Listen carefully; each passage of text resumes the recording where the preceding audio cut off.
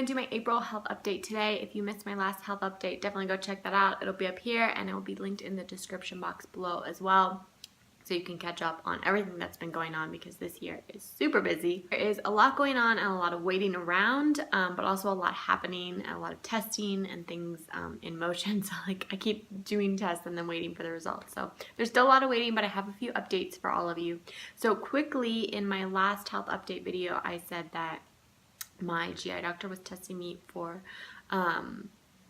glyphosate, which is Agent Orange, and I did not mean that. Glyphosate is Roundup. I meant to say he's testing me for glyphosate and Agent Orange. So that was just a mishap on my part, a little brain fog in my last video. So anyways, let's just get into this update. So I'm going to start with my neurologist. As many of you know, I did a EEG, which measures your brainwaves and stuff like that, and then a spinal tap. And I saw him since that last update, and both came back normal. Of course, I knew they would.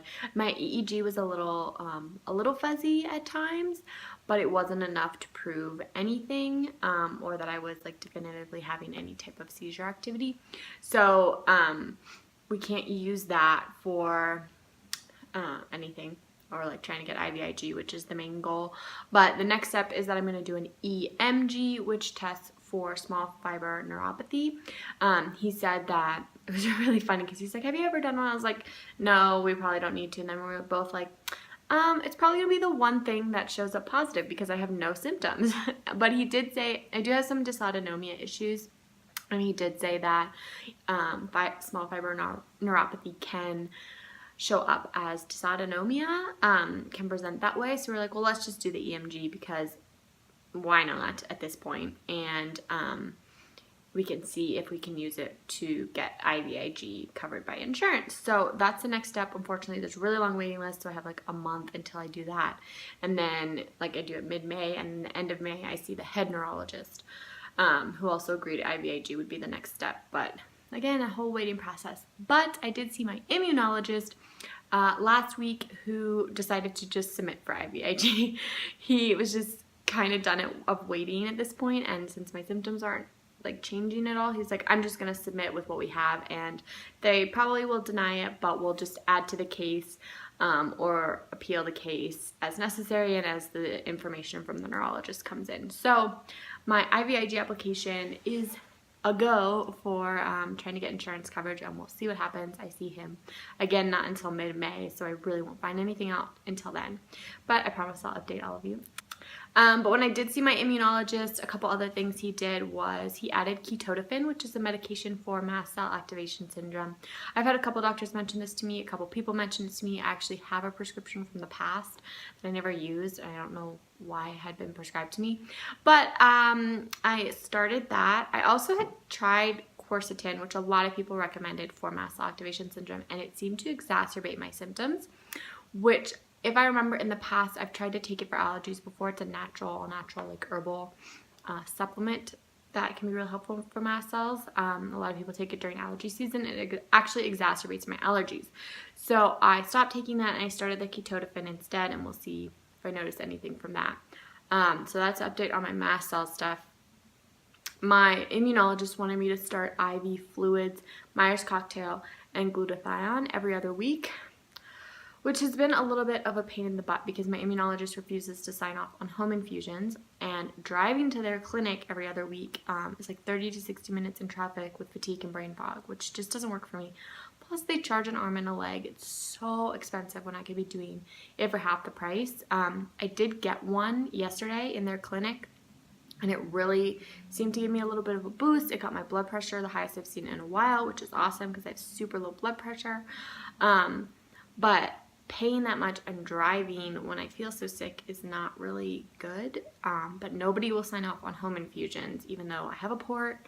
Like, I know how to do everything myself, and I've managed my own port for like 3 years. So that's really frustrating, and I'm trying to figure out what to do, because if they're helping, I want to do them, but I don't want to deal with driving and pain so much. So that's a little bit like, I don't know if I'm going to do the infusions or not.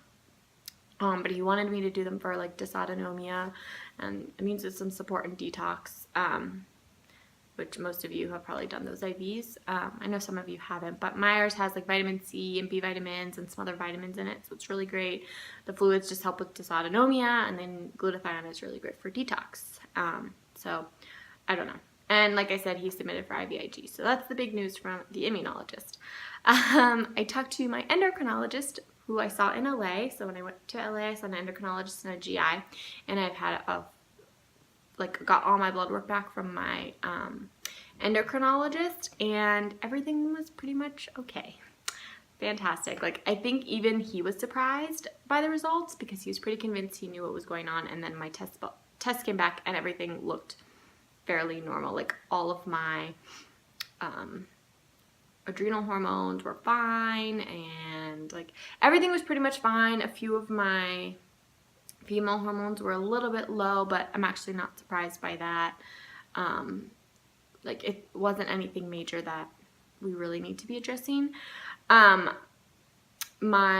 adjusted my thyroid medication a little bit. Like, my thyroid looks fine. The levels are fine. I have the antibodies because I have an autoimmune disease, Hashimoto's, but like, we knew that already. But the growth hormone test, so that was that like 4-hour horrible growth hormone stimulation test.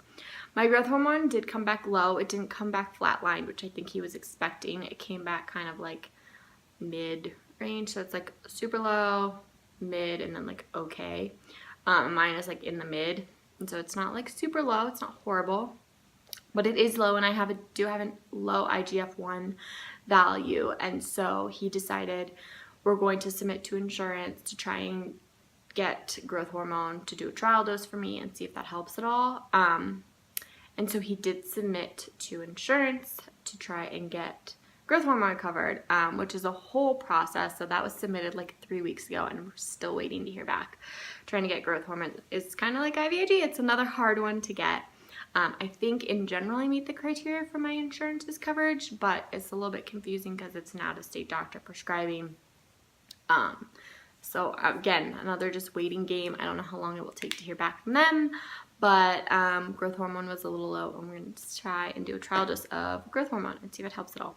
I'm probably going to have to go argue a bunch with the insurance company, which is my life, just like on the phone with doctors and waiting and arguing with insurance and arguing with doctors to prescribe things and whatever. Then my GI doctor, I don't talk to him again until May, but I did all those at-home tests, and a lot of them have come back, and I can see them like on my online portal, the patient portal. And so I don't want to go into like too much detail about it because, you know, I can see the results, but I'm not a doctor and I can't interpret them, and I don't want to sit here and pretend like I know exactly what's going on and how to connect the dots between all the testing. I'll give you kind of a little overview of what I've noticed, but I'll give you a full update when I talk to my GI doctor. So my SIBO test was the most frustrating because it came back and it was kind of inconclusive. It was like, you might have SIBO. You don't meet the current criteria, but you meet the criteria for SIBO that was like right before that, the old criteria, and your results are up for interpretation, which is pretty much how my first SIBO test went. So I probably have it. But for me at this point, like, I just treated SIBO with a round of antibiotics in February, and so I feel like if I can get IVIG and get my immune system more regulated, like, that will take care of it. So we'll see what he says. My nutritional panel came back, and I do have a few nutritional deficiencies. My doctor like wrote a note when he uploaded the file to the results to my patient portal, and was like, we can easily like get these back on track. And I was like, okay, great. So I'm not too worried about that. I did like a bunch of stool testing. I have like high secretory IgA and a couple other things that are like a little off, but nothing like crazy, no parasites or like major infections, which is good. High secretory IgA is like basically your immune system. IgG, those are like IgM or immunoglobulins, so it's like the immune system of your gut, which shows like inflammation or an acute infection, which may be related to SIBO, maybe related to something else. So there's like a little bit of inflammation in there basically, which I already know. And then the mold testing I did, there's a couple things that look like I might have some mold issues still. There are a couple molds that I've never tested for, like I've never been tested for before, and those were on this test that showed higher values, whereas molds that I've tested positive for in the past, argon, which is what I treated for, so I'm glad they're gone. So that'd be interesting to talk to him about that and what exactly that means. And if I'll have to do more mold treatment, which I'm guessing he's going to put me on binders, which I hate because I don't have time to take binders. If you watched my like day of medications video, which is my last video, I'll have it linked, you'll know that it's just like I'm taking something every couple hours. So fitting a binder in that has to be 2 hours from everything in both directions is a pain in the butt. We'll see what he says. But he also started me, I don't know if I mentioned this in the last video, he started me on a nasal rinse, a compounded nasal rinse, which I talked about a little bit in my day of medications video, but it's a compounded mix of acetylcysteine, xylofos, and EDTA, so to clear out infection and mold and heavy metals that might be in my sinuses. And then next week I'm going to see a ear, nose, and throat doctor that my GI doctor wanted me to hook up with ear, nose, and throat doctor in town to try and get some x-rays or imaging of my sinuses to check if I have a blocked sinus. My primary care has like looked at my nose, and I've always had nasal issues, so it's good to go and get this all checked out and see if there's something there that's contributing to it. I'm getting a lot of postnasal drip, there's infection in there, whatever. So that's the next step. That's kind of my quick update. I don't want to make this too long. My videos always end up being longer than I mean to, sorry. But that's the update for now, and I'll just keep you guys posted. I'll do a May update once I see all the doctors and get more testing and see if IVIG went through. Keep your fingers crossed for me and give this video a thumbs up for me. Hopefully more thumbs up means insurance will cover IVIG, right? And don't forget to hit that little red subscribe button to help support my channel. Help me get to 1,000 subscribers. I'm almost there, and it would mean so much if you would help me get there. And supporting my channel really allows me to bring you guys more content. And if you have any video requests, be sure to let me know in the comments below, or if you have any questions, and I'll see you in the next video.